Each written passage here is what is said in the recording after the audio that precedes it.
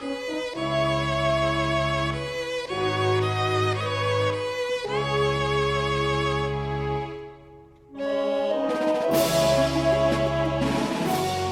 and welcome to the Dem Thrones podcast. My name is Garrett Satfield and I am your host. This is episode 312 of the podcast and we are thrilled that you are joining us today.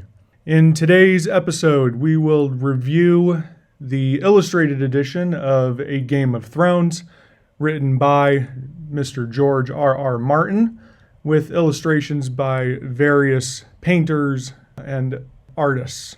First, the illustrated edition came out at the 20th anniversary of A Game of Thrones, which was originally published in 1996. The illustrated edition has at least one spectacular drawing or painting associated with every single chapter. The artwork is exquisite, and it is well worth your time and effort to look at the pictures as you read through the book. Now, for myself, this is at least the fourth, maybe even the fifth time I have read A Game of Thrones. I've read through the series a couple times. I've read the first book, like I said, 3 or 4, maybe even 5 times over the years. My first exposure to A Game of Thrones was, of course, with the TV show on HBO. Once the show started, I had to pick up the books and find out what all of the noise was about. I can tell you that the books are spectacular. George R.R. Martin has started a masterpiece, and his work with A Game of Thrones and the overall A Song of Ice and Fire series is darn near perfection. You can take that to the bank. If you are into fantasy novels in any shape or form, I can promise that you will thoroughly enjoy the stories and the characters that Martin has created in his masterpiece.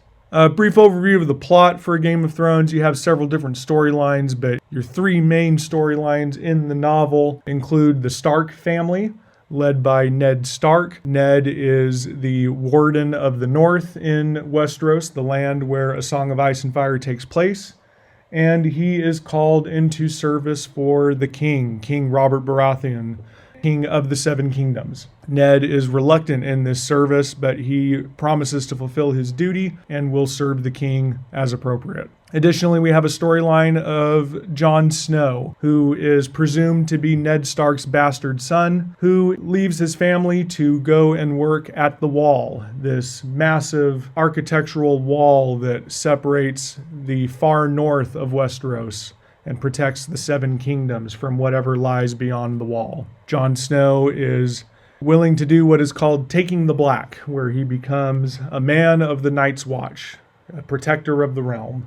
So we have major storyline dedicated to Jon and all of his adventures as he becomes a member of the Night's Watch.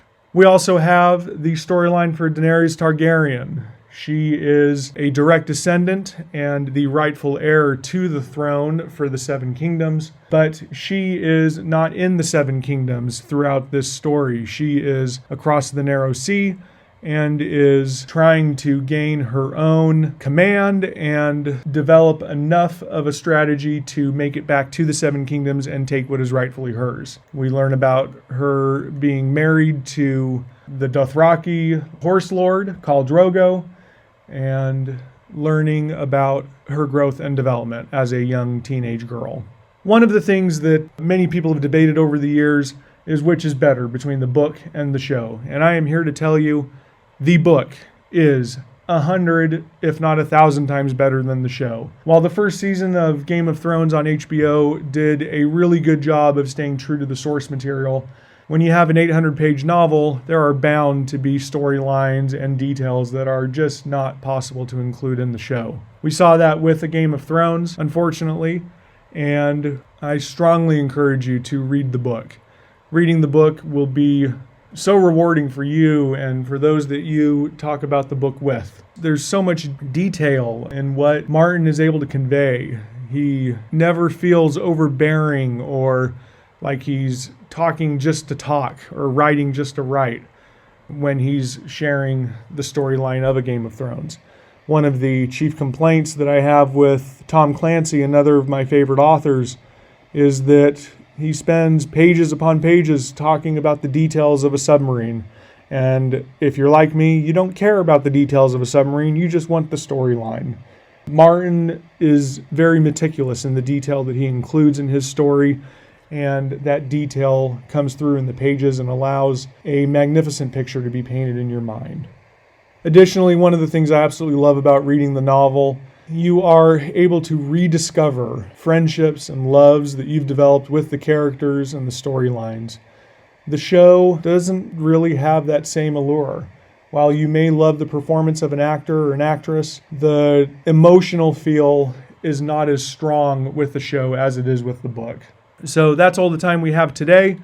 Thank you for listening to our podcast, Dem Thrones, and hope that you will consider reading A Game of Thrones by George R.R. Martin.